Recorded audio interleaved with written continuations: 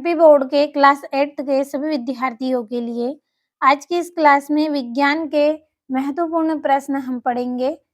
जो प्रश्न मैं आपको यहाँ पे बताने वाली हूँ, इनसे आप 43 से 50 अंक प्राप्त कर सकते हैं। पूरे आपके महत्वपूर्ण प्रश्न हैं, फुल सॉल्यूशन के साथ हम पढ़ेंगे। चलिए पहला प्रश्न समझ लेते हैं। बहुविकल्पी प्रश्न हैं आपके 1 से लेकर 5 तक। पहला है, गेहूं, चना तथा मटर की फसल उगाने की समय अवधि है।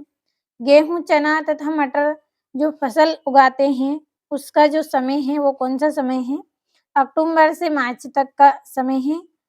अक्टूबर के मार्च में बोई जाती अक्टूबर माह में बोई जाती है और मार्च तक काट ली जाती है। दूसरा है, यदि ईंधन को जलाते समय पर्याप्त हवा ना मिले तो कौन सा खतरनाक प्रदूषण उत्सर्जित होगा? तो इसका आंसर रहेगा कार्बन मोनोऑक्साइड। तीसरा है, वनोन्मूलन का प्राकृतिक कारण है। वनोन्मूलन का प्राकृतिक कारण क्या है? इसका आंसर रहेगा आ एवं बा दोनों, यानी कि द्वानल और भीषण सूखा दोनों इसके आंसर हैं। तो आपको इस तरह से लिखना है, आ एवं बा दोनों। चौथा है, विद्युत लेपन विद्युत धारा का कौन सा प्रभाव प्रदर्शित करता है? विद्युत लेपन विद्युत धारा का रासायनिक प्रभाव उत्पन्न करता है। पांचवा है, भवन को आकाशीय बिजली से बचाने के लिए तड़ित छड़ कहाँ लगी होती हैं? तो भवन को आकाशीय बिजली से बचाने के लिए तड़ित छड़ का प्रयोग हम इमारत के शीर्ष पर करेंगे। कहाँ पे लगाएंगे? इमारत के शीर्ष पर। तो ये आपके सही विकल्प हो गए हैं। अब अगले प्रश्न की ओर हम बढ़ेंगे। प्रश्न है, रिक्त स्थानों की पूर्ति आपको इसमें करनी है। 6 से 10 तक के प्रश्न हैं, रिक्त स्थान हैं आपके। छठा है, डेंगू के वायरस का वाहक डेडिस मच्छर है। डेंगू के वायरस का वाहक मादा एडिस है। सातवां है, पेट्रोलियम के विभिन्न संघटकों को पृथक करने का प्रक्रम डेडिस कहलाता है, परिष्करण कहलाता है। आठवां है, सबसे अच्छा अग्निशामक डेडिस है। सबसे अच्छा अग्निशामक कार्बन डाइऑक्साइड है। नवा है, नमक का घोल विद्युत का डेडिस है। नमक का घोल विद्युत का क्या होता है? सुचालक होता है।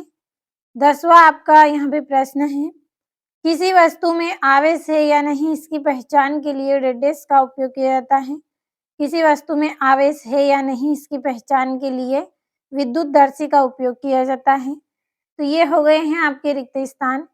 आगे के आपके जो प्रश्न हैं 11 से 26 तक फुल सॉल्यूशन के साथ हम पीडीएफ के थ्रू पढ़ेंगे। तो चलिए समझ लेते हैं हमारे प्रश्नों को। ये आपका यहाँ से 11वां प्रश्न है, सूक्ष्म जीवों के मुख्य वर्ग कौन कौन से हैं? सूक्ष्म जीवों के मुख्य वर्ग निम्नलिखित हैं।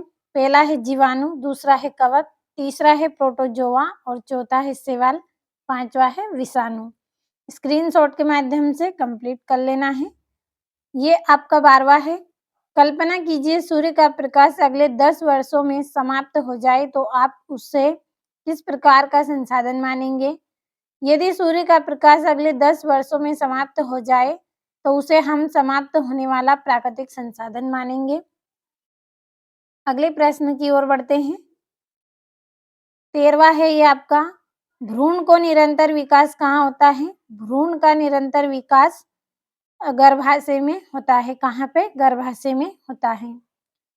14वां, पीयूष ग्रंथि किस प्रकार की ग्रंथि है और शरीर में कहाँ स्थित रहती है? तो पीयूष ग्रंथि एक अंतःस्रावी ग्रंथि है। प्रश्न में पूछा गया था किस प्रकार की, तो ये कैसी है? अंतःस्रावी ग्रंथि है। यह शरीर में मस्तिष्क में स्थित रहती है। 15वां प्रश्न पढ़ेंगे। 15वां है, ऐसे दो उदाहरण दीजिए जिनमें लगाए गए बल द्वारा वस्तु की आकृति में परिवर्तन हो जाए। तो आपका पहला उदाहरण है रबड़ की गेंद को दोनों हाथों से दबाना और दूसरा है रबड़ बैंड को खींचना। तो ये 15वें प्रश्न का आंसर है आपका। ये यहाँ से आपका 16वां है, पृथ्वी के अंदर हलचल के अलावा भूकंप आने के अन्य कारण क्या है? तो आंसर है इसका, पृथ्वी के अंदर हलचल के अलावा भूकंप आने के अन्य कारण हैं। पहला है किसी ज्वालामुखी का फटना, दूसरा है किसी उल्का पिंड का पृथ्वी से टकराना और तीसरा है किसी भूमिगत नाभिकीय विस्फोट का होना। पॉइंट के रूप में भी लिख सकते हैं, इस तरह भी आप इसको लिख सकते हैं। अब अगले प्रश्न की ओर बढ़ेंगे। तो ये आपका यहाँ से अगला है। यदि ईंधन का ज्वलन तापमान औसत कमरे के तापमान से कम हो तो क्या समस्या उत्पन्न होगी? ऐसी स्थिति में होने वाले दहन के प्रकार का नाम तथा उदाहरण लिखिए। तो ये यहाँ पे है, स्क्रीनशॉट के माध्यम से आपको कंप्लीट कर लेना है। और ये 18वां है। क्या मानव जाति भी जीव-जंतुओं के लिए खतरा बन जाती है? स्पष्ट कीजिए। तो इसका आंसर रहेगा हाँ, हमारी विभिन्न क्रियाएँ जीव-जंतुओं के लिए खतरा बन जाती हैं। जैसे पहला है कि औषधि आवश्यकता के लिए पेड़-पौधों को काटना। दूसरा है अपने विभिन्न उद्देश्यों को पूरा करने के लिए जानवरों को मारना अथवा उनका शिकार करना। तीसरा है मानव आवास एवं खेती के उद्देश्य में वनों को समाप्त करना अथवा आग लगाना और वनों में सड़कों का निर्माण करना। ये यहाँ से आपका 19वां प्रश्न है। स्क्रीनशॉट के माध्यम से कंप्लीट करते चलें। और जो प्रश्न मैं आपको यहाँ पे बता रही हूँ, 45 से 50 अंक आपको इससे प्राप्त होंगे। कंप्लीट अच्छे से कर लेना है। मॉडल पेपर है, कोई रियल पेपर नहीं है। मॉडल पेपर है जिससे आप 45 से 50 अंक अच्छे से प्राप्त कर सकते हैं। कंप्लीट अच्छे से कर लें। ये आपका यहाँ से 21वां है। अपने दैनिक जीवन में होने वाले कुछ ऐसे कार्यों की सूची बनाइए जिसमें गुरुत्वाकर्षण बल कार्य करता हो। तो स्क्रीनशॉट के माध्यम से आप कंप्लीट करें इनको। ये यहाँ से। और ये आपका यहाँ से 22वां प्रश्न है। ये यहाँ से आपका 23वां है। सूक्ष्म जीवों द्वारा होने वाले हानिकारक प्रभाव को संक्षिप्त में विवरण देना है आपको।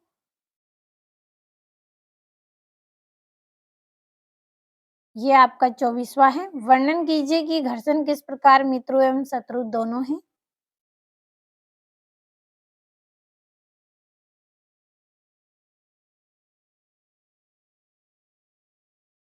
ये आपका 25वां प्रश्न, ध्वनि प्रदूषण क्या है? ध्वनि प्रदूषण के प्रमुख कारणों को सूचीबद्ध आपको करना है।